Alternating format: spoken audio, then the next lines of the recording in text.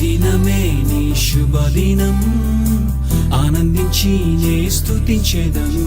Praise the lord, హల్లెలూయా. దేవతి దేవుని బిడ్డలారా, ఎలా ఉన్నారు? ప్రియమైన దేవుని జనాంగమా, మీరంతా ఆశతో దేవుని వాక్యాన్ని వినుటకు సిద్ధపడి ఉండగా దేవుడు మిమ్మల్ని బహుగా దీవించి ఆశీర్వదించును గాక. ఈ యొక్క శుభదినమున దేవుడు మన కొరకు ఆయన సిద్ధపరిచిన దేవుని వాక్యాన్ని శ్రద్ధగా మనం విందాం. మన జీవితములలో మనకెంతైనా చాలిన దేవతి దేవుడు యేసుక్రీస్తు మనకు తోడుగా ఉండగా, ఆయన మన రక్షకుడును విమోచకుడునై ఉండగా, మన జీవితములను ఆయన నింపుచు తాకుచు మన అవసరతలన్నీ తీరుస్తూ ఆయన ముందుకు నడిపిస్తూ ఉన్నాడు. దేవుడు మన జీవితాల పట్ల శ్రద్ధ కలిగిన వాడు. మన యొక్క శరీర సంబంధమైన అవసరతలు అక్కర్లు తీర్చాలని ఆశపడుతూ ముందుగానే వాటిని ఎలా సిద్ధపరిచాడో, ఆత్మ సంబంధమైన ఎన్నో విషయాలను ఆయన ముందుగానే ఆలోచించి మనం అడుగకనే, మనం ఇంకా పుట్టకనే, ఈ భూమి ఇంకా సృష్టింపబడక మునుపే దేవుడు వాటిని మన కొరకు సిద్ధపరిచాడు. అయితే వాటిని ఒక ఇన్విజిబుల్ రూపంలో ఆయన పొందుపరిచాడు. వాటిని హైడ్ చేసి పెట్టాడు, దాచిపెట్టాడు. అవి మనకు గుప్త నిధులుగా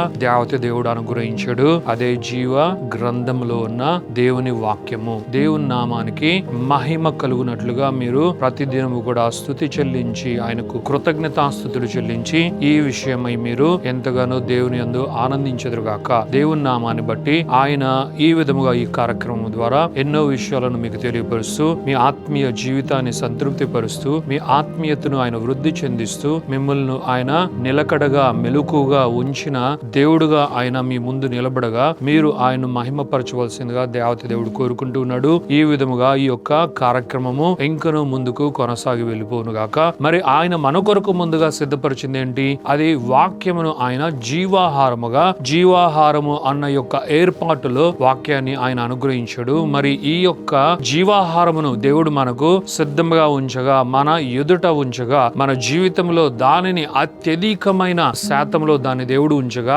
దీనిని మనం లక్ష్య పెట్టు వారుగా ఉండాలి. దేవుని నామానికి మహిమ కలుగును గాక. ప్రతి దినము కూడా జీవాహారమును దేవుడు మనకు ఏ విధంగా అనుగ్రహించాడు అంటే, మనం ఏ విధంగా ప్రతి దినము కూడా ఆహారాన్ని పుచ్చుకుంటామో, పుచ్చుకొనకపోతే ఎలాగ మనము క్షీణిస్తామో, ఆ విధముగా దేవుడు ఈ యొక్క జీవాహారాన్ని ఎందుకు సిద్ధపరిచాడు అంటే, ఈ జీవాహారమును మనము ప్రతినిత్యం గనుక భుజించకపోతే మన జీవితం ఎటు వెళ్తుందో, మన ఆత్మీయ ప్రయాణంలో మనం ఎలా ఉంటామో, మనం అసలు అభివృద్ధి చెందుతామో లేదు, మనం అసలు నిలకడగా ఉంటామో లేదు, మనం దేవుని ఆశ్రయిస్తూ ఆయన్ని వెంబడిస్తూ మనం ఉంటామో లేదో ప్రశ్నార్థకంగా నిలబడిపోతుంది. దీనిని మనం గ్రహించాలి. దేవుని నామానికే మహిమ కలుగును గాక. మరి దేవుడు ఈ జీవాహారాన్ని మన కొరకు సిద్ధపరిచాడు. అది ఎవ్రీడే లవ్ వర్డ్ ద్వారా దేవుడు సిద్ధపరిచాడు. దీనిని గ్రహిస్తున్న మీరు ఈ కార్యక్రమాన్ని మీరు వీక్షిస్తూ, మీరు ఇంకా అనేక మందికి దీన్ని షేర్ చేసుకుంటూ, అనగా పంచుకుంటూ, వారితో దీన్ని సంభాషిస్తూ, మీకు ఈ వాక్యము ద్వారా ఎన్నో మేలులు జరిగి ఉంటే, మీరు ఈ వాక్యము ద్వారా కనువిప్పు కలిగి ఉంటే, మీరు ఈ వాక్యము ద్వారా ఈ జీవితంలో చలనం కలిగి ఎంతగానో మీరు ఆశీర్వదింపబడి అభివృద్ధి పరచబడుచు గనక ఉంటే, ఇతరులతో మీరు ఈ యొక్క సువార్తను పంచుకోగలరు. ఈ యొక్క కాలంలో మనకు ఎంతగానో అందుబాటులో ఉన్న ఈ టెక్నాలజీని యూస్ చేయుట ద్వారా, మనము ఈ మీడియాను అనేకులకు ప్రచారం చేయుట ద్వారా, ఇది పాకి వెళ్లులాగున మన యొక్క ఎఫర్ట్ ని మనం పెట్టుట ద్వారా ఇది అనేకులకు రీచ్ అవుతుంది. ఆ విధముగా దేవుడు మన కొరకు సిద్ధపరిచిన ఈ జీవాహారమును మనము మాత్రమే కాక, మనము నింపబడి దీవింపబడి ఆశీర్వదింపబడుట మాత్రమే కాక, మన ద్వారా అనేకులు ఈ బ్లెస్సెడ్నెస్ లో పాల్గొనెదరు. మీ ద్వారా అనేకులు వాక్యాన్ని వింటూ ఉండగా వారి జీవితంలో కూడా మేలులు ఉపకారములు జరుగుతాయి. చూడండి, మరి వారే మరలా మీకు కాల్ చేసి మిమ్మల్ని సంప్రదించి, నిజముగా ఈ యొక్క కార్యక్రమం చాలా బాగుంది, దేవుడు నిజంగా మాతో మాట్లాడుతున్నాడు, మమ్మల్ని సంధిస్తూ ఉన్నాడు, మమ్మల్ని ఆయన తాకుతూ ఉన్నాడు, మా ఎన్నో ప్రశ్నలకు జవాబును ఆయన దయచేస్తున్నాడు, ఎన్నో సమస్యలకు పరిష్కారాన్ని ఆయన చూపిస్తున్నాడు, ఆయన మెల్లనైన స్వరము ద్వారా మాతో మాట్లాడుతున్నాడు.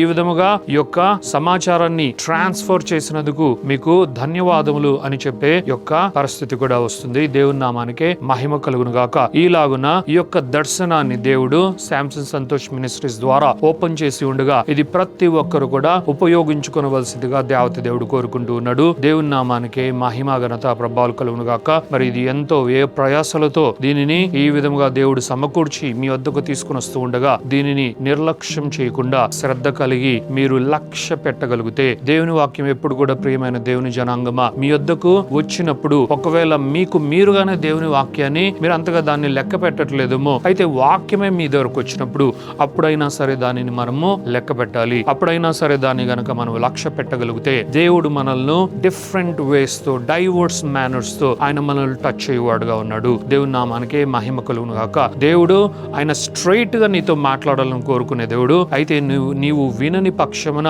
ఏ విధము చేత అయినను ఆయన స్వరాన్ని నీకు వినిపింపచేసే దేవుడుగా, ఆయన ఏ విధముగా అయినా నిన్ను దర్శించాలని కోరుకునే దేవుడుగా మన దేవుడు ఉన్నాడని ఈ దినమున నీవు జ్ఞాపకం చేసుకో. ఓ సహోదరి సహోదరుడా, దేవుడు నిన్ను దీవించి ఆశీర్వదించి మరింతగా నిన్ను నడిపించుటకే ఈ యొక్క వండర్ఫుల్ కార్యక్రమాన్ని దేవుడు నీ ఎదుటికి తీసుకుని వస్తూ ఉండగా మరి నీవు దీన్ని లక్ష్య పెట్టి దీన్ని లెక్క పెట్టి ఎప్పుడైతే దేవుని యొక్క వాక్యం నీకు దేవుడు వినిపిస్తున్నాడు, ఈ కార్యక్రమం ద్వారా నీవు చూస్తున్నావో నీ వింటున్నావో దీన్ని లక్ష్య పెట్టగలిగితే, అందులో వింటున్న వాక్యాన్ని లక్ష్య పెట్టగలిగితే, అందులో విడుదలవుతున్న లేఖనాల్ని లక్ష్య పెట్టగలిగితే, ఆ లేఖనముల పైన నీవు నిలబడి నీ యొక్క జీవితాన్ని ఆధారం చేసుకుని నీ కుటుంబాన్ని నీవు గనక ప్లాన్ చేసుకుని బేస్ చేసుకుని ఫౌండ్ చేసుకుని దానిపైన గనక నీవు నిలబడగలిగితే అత్యధికమైన ఉపకారములు నీవు పొందెదవు, అత్యధికమైన మేలులు నీవు పొందుతావు.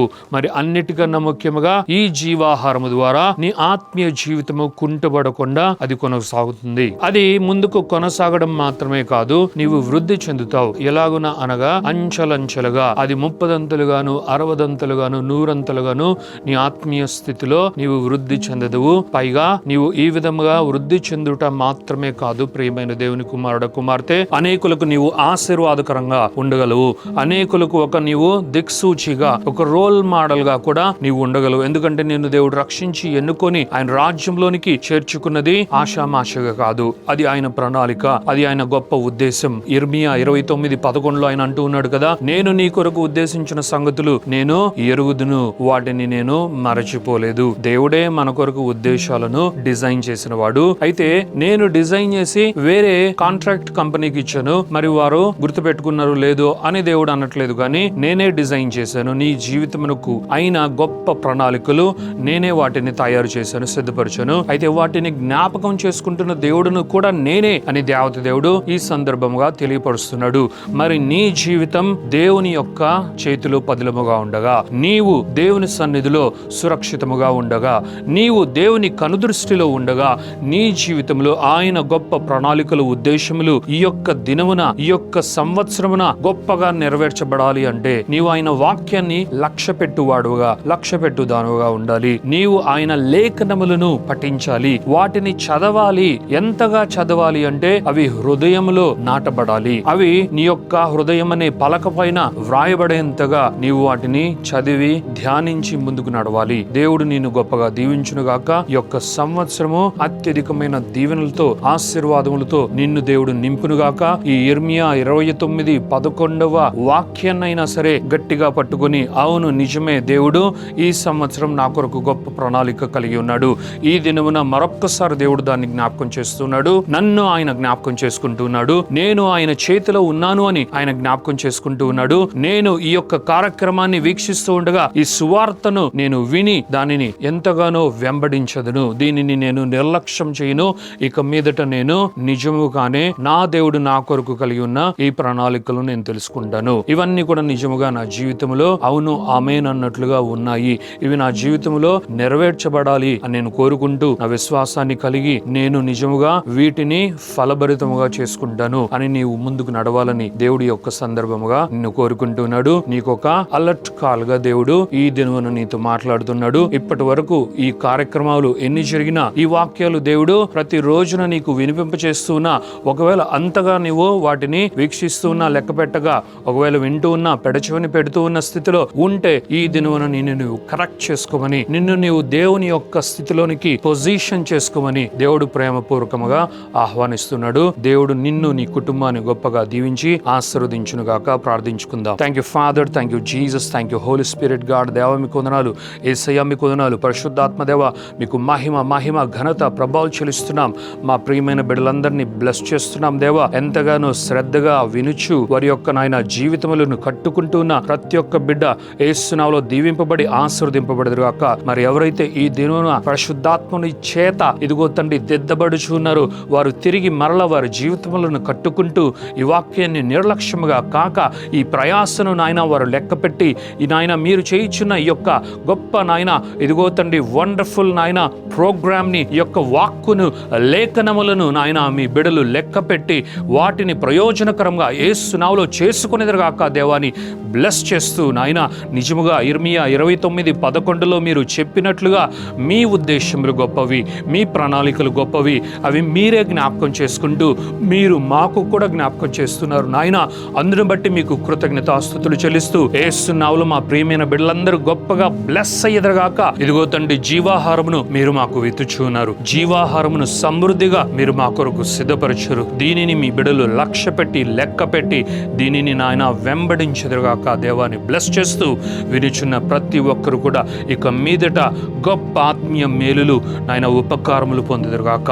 గొప్పగా వారి ఆత్మీయ ఇంటిని కట్టుకునేదురుగాక. దేవా అనేకులకు నాయన ఈ సమాచారాన్ని చేరవేసి అయినా ఇదిగో తండ్రి ఆశీర్వాదకరంగా ఉండేదురుగాక తండ్రి అని బ్లెస్ చేస్తూ ఈ యొక్క ప్రార్థన స్తుతి ఆరాధన యేసు పరిశుద్ధమైన నామములో అడిగి ప్రార్థించి వేడుకొనుచున్నాము తండ్రి. Amen, amen, amen.